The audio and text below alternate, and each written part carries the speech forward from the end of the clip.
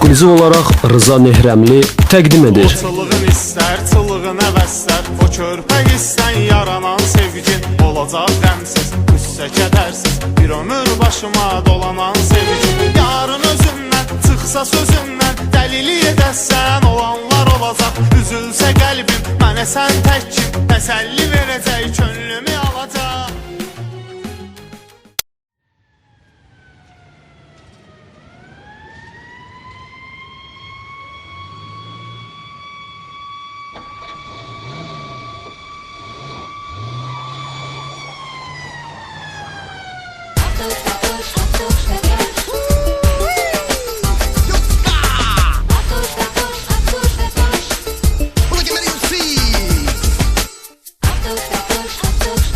İkinci hissəsini təqdim etmiş.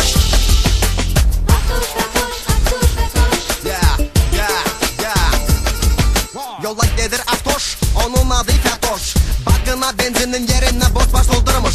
Yanında oturup pululu dostu Hibiş. Arkada da gözünde de bandaj azılmış Meriş. Maşınanı ağlarmış, heykelden fırlamış. Prospektin yollarında öz adını yazmış. Qabağında çıkmış dökülmüş Allah.